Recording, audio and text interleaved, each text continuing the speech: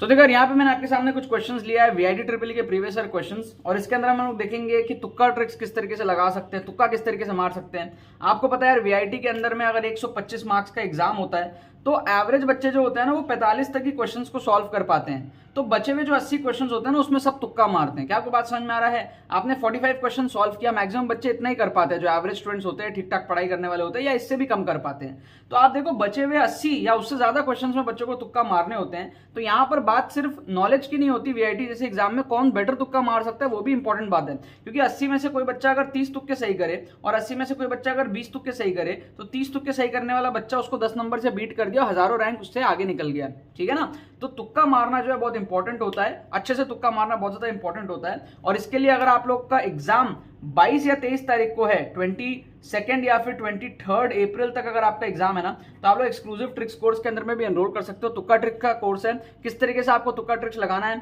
अगर आप एकदम ही जीरो पे हो तो वहां से आप 40 से 50 नंबर तक किस तरीके से ला सकते हो 125 में फुल पेपर तुक्का मार के, वो भी आपको दिखाया जाएगा अगर आप एकदम ही जीरो पे हो तो। अदरवाइज सबसे बेस्ट ये उन स्टूडेंट्स के लिए मैं रेकमेंड करता हूं जिनका जो स्कोर है वो 30 से 50 की रेंज में अटका पड़ा है और वहां से उनको जो है 70 से 80 की रेंज में जाना है और वीआईटी कैटेगरी 1-2 को सिक्योर करना है। या फिर जो टॉपर स्टूडेंट्स हैं जिनका स्कोर 80 से 100 के बीच में, उनको 105 110 इस रेंज में लेकर के आना है, कंप्यूटर साइंस को सिक्योर करना है वीआईटी ट्रिपल फर्स्ट कैटेगरी के अंदर में, उन सारे स्टूडेंट्स के लिए ये जेन्युइनली मैं रेकमेंड करता हूं। बट अगर कोई एकदम भी जीरो पे है तो भी यार किस तरीके से 40-50 नंबर लाना है ये आपको कोर्स के अंदर में दिखाया जाएगा विद सारे प्रूफ, विद सारे डेमोन्स्ट्रेशन। राइट, लिंक डिस्क्रिप्शन में आप लोग जाके एनरोल कर सकते हो।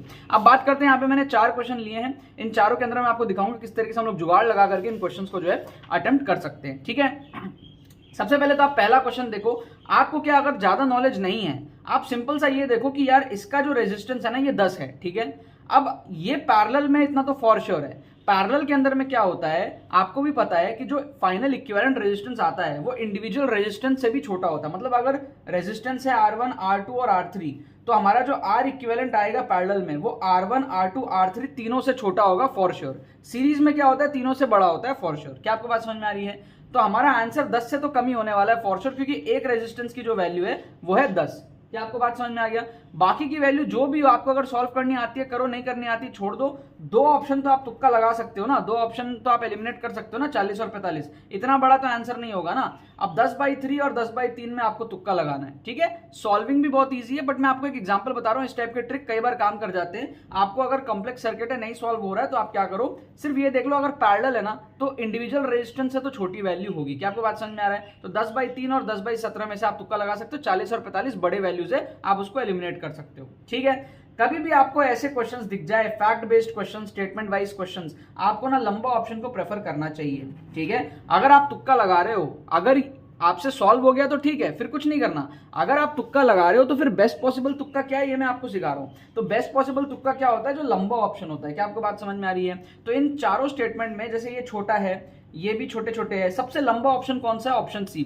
तो आप उसको तुक्का लगाओ। क्या आपको बात समझ में आ रहा है? तुक्का लगाने के बाद आपको बेस्ट आउटपुट आना चाहिए, यही मेरा पर्पस है कि आप जो भी तुक्के लगाओ उसका एक्यूरेसी, परसेंटेज एक्यूरेसी आपका ज्यादा हो। 10 में से आपके 3-4 तुक्के कम से कम सही हो। तो उसके लिए आप क्या करो, लंबा ऑप्शन देख के आप तुक्के लगाओ। यहां पर मैंने आपको बताया ए और बी में से करने का, तो इसका आंसर जो है वो ए दिया हुआ है। ऑब्वियस सी बात है, ये भी 10 है ये भी 10 है, तो 10/3 हो जाएगा हमारे पास में, R/3 R इक्विवेलेंट हो जाएगा 10/3। क्या आपको बात समझ में आ रहा है? अब यहां पर आप देखो कई बार क्या होता है इस टाइप के क्वेश्चन को बच्चे जनरल वे में सॉल्व नहीं कर पाते, उनको उतना ना फील नहीं आता है। तो आप लोग क्या करो, बुक वगैरह में भी आपको जनरल सॉल्यूशन दिया रहता है, n+1 इस टर्म्स में दिया रहता है। आप कुछ मत करो, आप अपना अजम्पशन मेथड यूज कर लो।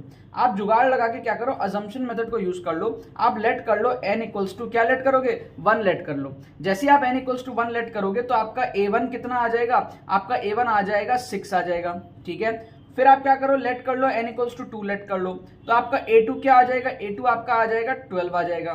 ठीक है, फिर आप क्या करो, लेट कर लो n=3 कर लो, तो आपका a3 क्या आ जाएगा? आपका आ जाएगा 24 आ जाएगा। तो आपका सीरीज क्या बन गया? 6 12 24 इस तरीके से बन गया। क्या आपको बात समझ में आ रही है? लेट n=0 कर लो, n=0 करोगे तो आपका a0 कितना आ जाएगा? a0 आपका आ जाएगा 3। ठीक है, क्योंकि 2 to the power 0 1 हो जाएगा, 3 आ जाएगा। सो 3 6 12 24 इस तरीके से सीरीज बन रहा है। तो कॉमन रेशियो क्या होगा? Common ratio second term divided by first term, second term divided by first term, second term divided by first term, समझ रहे हो? तो आपका हो जाएगा कॉमन रेशियो 2। सिंपल सिंपल क्या किया, एन की वैल्यू पुट करके बहुत क्लियरली हमने जो है जीपी को ही निकाल लिया। आप जनरल वे में भी इसको सॉल्व कर सकते थे, बुक्स में दिया हुआ रहता है सोल्यूशन उस तरीके से, बट ये क्या है, थोड़ा सा और अच्छा मेथड है एवरेज बच्चों के लिए या बिलो एवरेज बच्चों के लिए। क्या आपको बात समझ में आ रहा है? अब देखो यहाँ पर हमारे पास में लास्ट क्वेश्चन देखो, नंबर ऑफ कॉमन टेंजेंट्स। इसमें क्या है ना, बच्चे डिस्टेंस निकालते हैं, रेडियस वगैरह निकालते रहते हैं, कई बार बच्चे गलती करते हैं।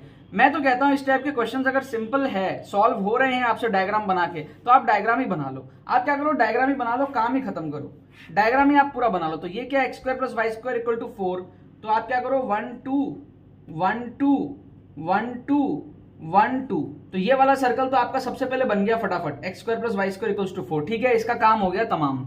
अब इसका क्या है हमारे पास में, इसका रेडियस है 3, सॉरी सेंटर है 3,4, तो 3,4 में चले जाओ आप, 3,4 में आप जो है चले जाओ, ये 3,4 पे आ गया। अब इसका रेडियस निकाल लो, root over of g square plus f square minus c minus of minus 24 हो जाएगा ये। ठीक है, क्योंकि ये इस तरफ आएगा तो माइनस 24 हो जाएगा। इसका रेडियस कितना हो गया, 9 + 6 25 और प्लस 24, ये हो जाएगा रूट 49, ये हो जाएगा 7। तो इसका रेडियस कितना आ रहा है मेरे पास में, 7 आ रहा है। अब अगर इसका रेडियस 7 है तो आप ध्यान से देखो, समझना, इसका अगर रेडियस 7 है तो 3,4 तो पहले ही ये 5 डिस्टेंस पे है। समझ रहे हो आप बात को, 3,4 अगर ये 3 है, ये 4 है, तो ये तो पाइथागोरन ट्रिपलेट बन गया, ये 3 है, ये 4 है, तो ये 5 है। अगर ये 5 है तो ये 7 है यहां तक, क्योंकि इस वाले का रेडियस 2 है। तो इसका मतलब ये जो सर्कल है ना, ये इस तरीके से बन रहा है। समझ रहे हो आप बात को, सॉरी ये तो सेंटर है, ये नहीं होगा, ये इस तरीके से होगा। क्या आपको बात समझ में आ रहा है? मतलब ये इस तरीके से होगा, एक ऐसा और एक यहां पे सेंटर रख के ऐसा, इस तरीके का ये हमारे पास में ये दोनों सर्कल बन रहा है। एक अंदाज फिगर आपको समझ में आया कि नहीं समझ में आया बताओ?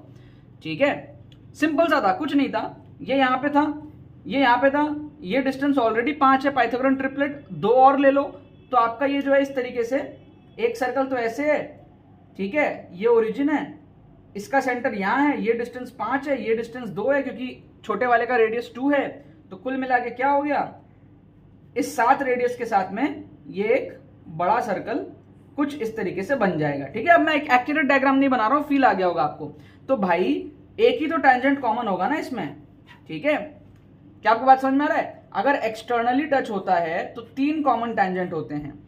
ठीक है, लेकिन अगर इंटरनली टच होता है तो सिर्फ एक ही कॉमन टेंजेंट हो सकता है। तो इसका आंसर क्या हो जाएगा, 1 हो जाएगा। क्या आपको बात समझ में आ रही है? तो कई बार क्या इस टाइप के कॉमन टेंजेंट्स टाइप के क्वेश्चन या कोऑर्डिनेट ज्योमेट्री क्वेश्चंस आप डायग्राम बना के बहुत इजीली जो है फील कर सकते हो। आपको कुछ भी सॉल्विंग की जरूरत नहीं पड़ेगी मैथमेटिकली।